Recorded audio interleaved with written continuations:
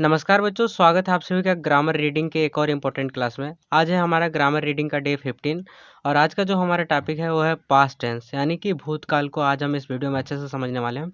सो आप सभी से रिक्वेस्ट है वीडियो को पूरा देखिएगा। आज का जो टॉपिक है हमारा अच्छे से क्लियर होने वाला है।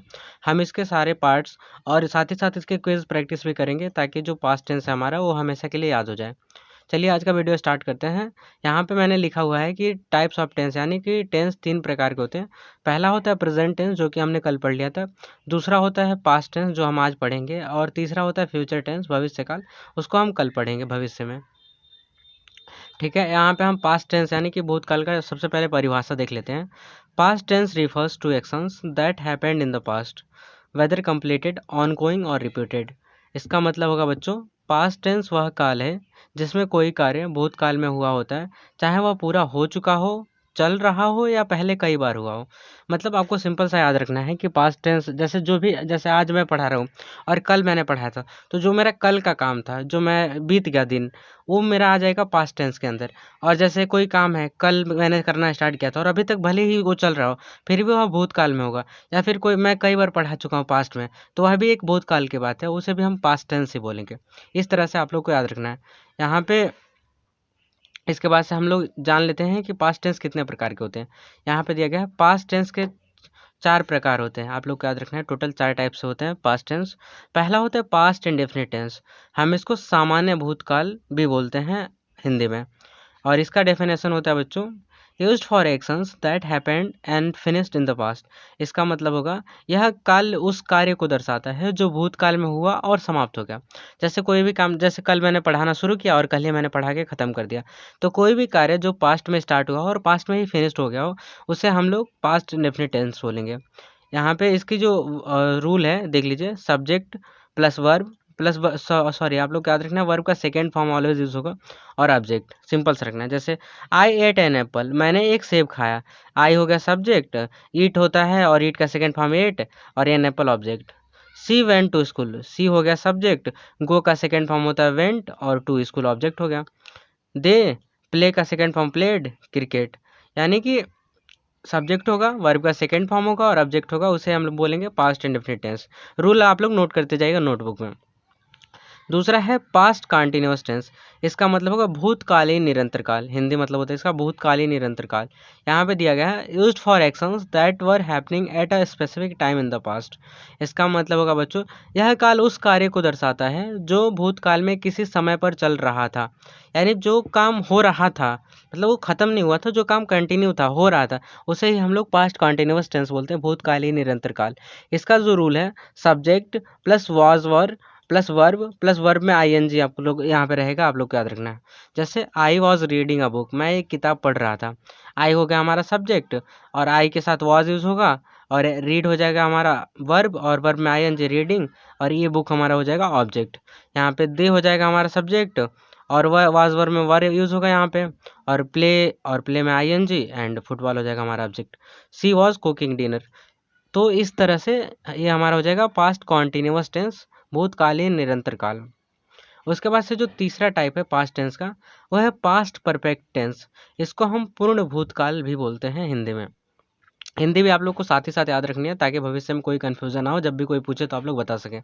यहाँ पे दिया गया इसका definition, used for actions that were completed before another past action. इसका मतलब क्या होगा बच्चों, तो इसका मतलब होता है यह काल उस कार्य को दर्शाता है जो भूतकाल में किसी अन्य कार्य से पहले पूरा हो चुका था। फॉर एग्जाम्पल, जैसे मान के चलिए कोई ऐसा काम है जो किसी और काम से पहले ही पूरा हो गया था। जैसे मुझे पढ़ाना था और मुझे खाना खाना था, तो मेरा पढ़ाने वाला काम खाना खाने से पहले ही क्या हो गया था, पूरा हो गया था। इस तरह से इसका जो रूल है, subject plus had plus past participle यानी कि वर्ब का थर्ड फॉर्म यूज होगा। एग्जाम्पल के तौर पे यहाँ हो जाएगा सब्जेक्ट और उसके बाद से had, I had finished, verb का थर्ड फॉर्म फिनिश का होता है फिनिश्ड माई होमवर्क, मैंने कि अपना काम फिनिश कर लिया था, अपना होमवर्क फिनिश कर लिया था।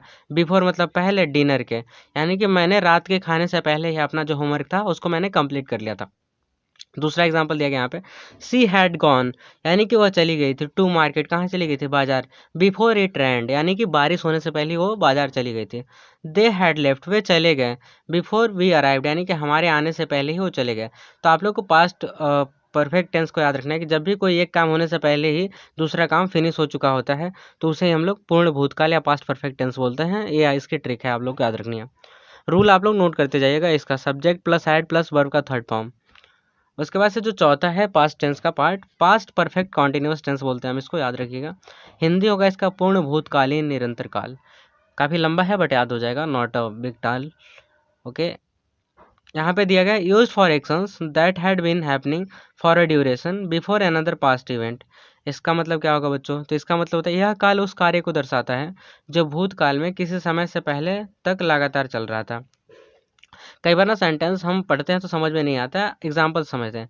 इसका रूल आप लोग देख लीजिए, subject plus had been plus verb plus ING लगेगा वर्ब में प्लस टाइम रेफरेंस, यानी कि अगर कोई टाइम दिया गया है तो उसको भी शो करना होगा। जैसे यहाँ पे दिया गया आई हैड बीन स्टडिंग, यानी कि मैं पढ़ रहा था फॉर 2 आवर्स 2 घंटों से, बिफोर द एग्ज़ाम स्टार्टेड। इसका मतलब कि एग्ज़ाम शुरू होने से 2 घंटे पहले से मैं पढ़ रहा था, यानी कि यहाँ पे दिया गया है जो भूतकाल में किसी समय से पहले तक लगातार चला था। जैसे कोई काम होने वाला था और उससे पहले जो काम चल रहा था उसे हम लोग पास्ट परफेक्ट कॉन्टिन्यूअस टेंस बोलेंगे।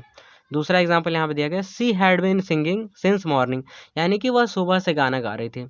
तीसरा यहाँ पे दिया गया है, they had been working all day, यानी कि वो पूरे दिन काम कर रहे थे। कुछ इस तरह से जो हमारा यहाँ पे past perfect continuous tense complete हो गया। इसके बाद से अभी हम लोग पढ़ लेते हैं, तो उसके बाद से हम लोग क्विजेस करते हैं हर चीज़ टॉपिक को पढ़ने के बाद। सॉरी, तो हम लोग पास्ट परफेक्ट टेंस का हम लोग पास्ट टेंस का प्रैक्टिस क्विज देख लेते हैं। यहाँ पे दिया गया choose the correct past tense form.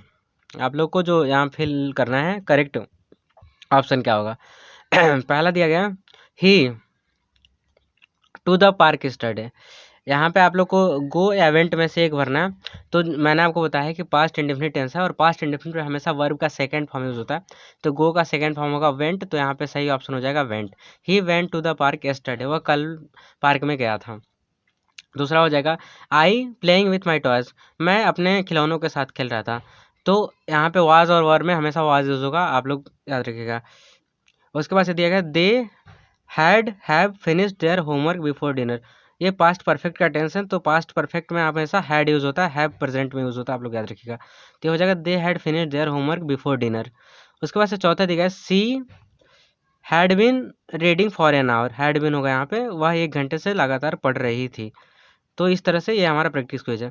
दूसरा देख लेते हैं हम लोग, फिल इन द ब्लैंक्स दिया गया फिर से, आई ए मैंगो लास्ट नाइट, तो ईट का सेकेंड फॉर्म हो जाएगा एट, तो यहाँ पर हो जाएगा I ate a mango last night. We watch में ईडी जोड़ देंगे, watch the movie when the lights went off. उसके बाद ही राइट का सेकेंड फॉर्म हो जाएगा wrote a letter before going to bed. See sing का हो जाएगा sang for 2 hours before the snow so ended. Okay, और ये 4 ट्रांसलेशन दिए मैंने, ये आप लोग कमेंट बॉक्स में करना है। पहला है मैंने कल एक किताब पढ़ी, यह एक पास्ट इंडेफिनिट का टेंस है। वे फुटबॉल खेल रहे थे, पास्ट कंटिन्यूअस का टेंस है। वह स्कूल जाने से पहले नाश्ता कर चुकी थी, पास्ट परफेक्ट का टेंस है। हम 2 घंटे से अभ्यास कर रहे थे, ये पास्ट परफेक्ट कंटिन्यूअस का टेंस है, आप लोग को याद रखना है। इस तरह से आज जो हमारा है पास्ट टेंस कंप्लीट हो गया है। आप लोग सबके नोट्स बना लीजिएगा ताकि हमेशा याद रह सके।